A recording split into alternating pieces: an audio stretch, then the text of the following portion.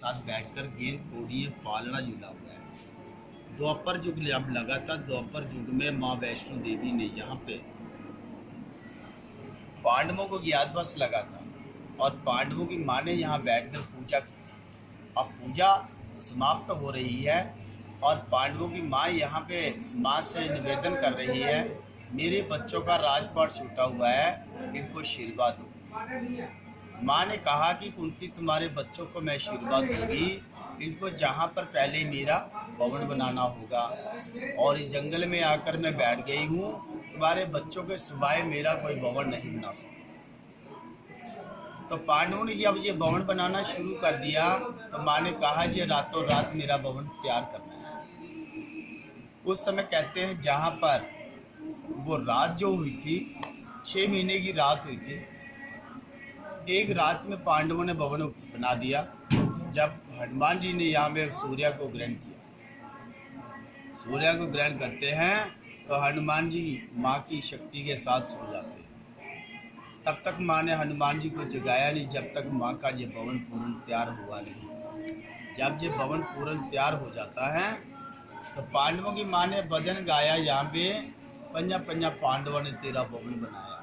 अर्जुन ने बैग की चबर चलाया, जो आज हम भजन में सुनते हैं, जहाँ आप लोग सुनते हो, ये 5 पांडवों के हाथों से ये माँ का भवन बना हुआ है। और एक रात में ये मंदिर बना था, तब जाके वैष्णो का नाम आगे बढ़ा। पांडव को आशीर्वाद दिया मैया ने, पांडव चले गए। गुरु गोरखनाथ भैरवनाथ जी को पता चलता है कि इस धरती पर कोई शक्ति प्रकट हो गई है, हम उसकी शक्ति देखने के लिए जहाँ पर आए हैं। तो जहाँ पर जब भैरवनाथ ने माँ के दर्शन पाए तो माँ ने कहा कि भैरवनाथ मेरे भक्तों के साथ मिलकर इन भक्तों के साथ मिलकर तुम भी मेरी पूजा करो, इसी में तुम्हारी भलाई है। माँ की बात ना भैरव ने मानी, जिद करने लगे कि हमें मांस मदिरा खिलाओ। माँ कहती है कि भैरवनाथ श्रद्धा के अनुसार जो भी मेरे भक्त मेरी आराधना के लिए आते हैं, मैं प्रसन्न होकर उनकी झोली में जो भोग डालकर देती हूँ वो मेरा भोग वैष्णवी का बन जाता है। तो तुझे मांस मदिरा कैसे खिलाऊं? जग कल्याणी, जग के लिए मुझे भेजा गया है, कल्याण करने के लिए आई हूँ। किसी की हत्या करने के बाद मैं तुझे वो खिलाऊं, वो मेरे धर्म में नहीं लिखा है। ये जो भैरव को बात बताने के बाद भैरव और घमंडी होकर कहने लगा, अब तुम्हारी शक्ति में हासिल ही कर लूंगा। तो माँ ने कहा, हनुमान यहाँ से जाने का समय आ गया है, अब जाने की तैयारी करो।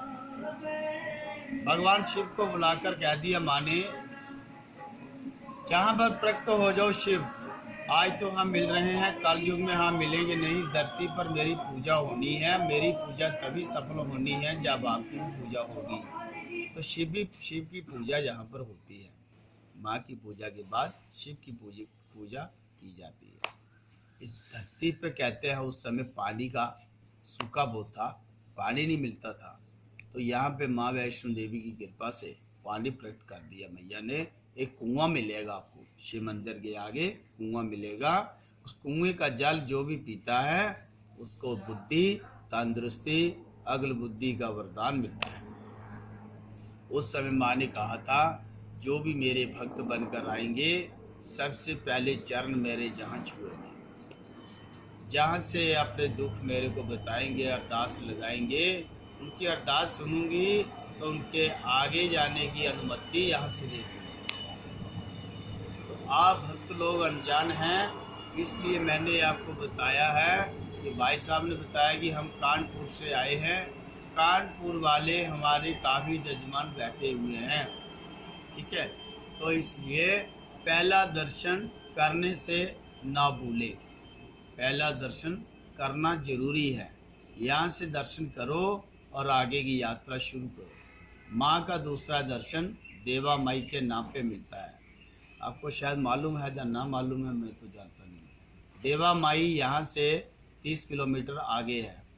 माँ का दूसरा दर्शन देवा माई है। तीसरा दर्शन चरणपाद बाल गंगा है। चौथा दर्शन गर्भजूनाथ कुंवारी है। 9 महीने माँ वैष्णो देवी गर्भजून में बैठी थी। तपस्या पूर्ण होते ही देखा बाहर हनुमान जी का भैरव का युद्ध हो रहा था, तो माँ ने अंदर से रास्ता बाहर निकलने का बना लिया।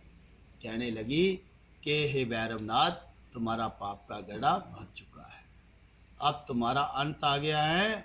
मैं तुकता पर्वत में जाकर बैठूंगी, जुगों जुगों की मेरी कहानी चलेगी, वहाँ पे तुझे मैं अपनी सब शक्तियों का अवतार दिखा दूंगी। तो कहते हैं माँ वैष्णो देवी जब अपने दरबार गुफा के अंदर प्रवेश किया, तो उस समय भैरव को जो दर्शन दिए, नव दुर्गा रूप में भैरव ने दर्शन पाए।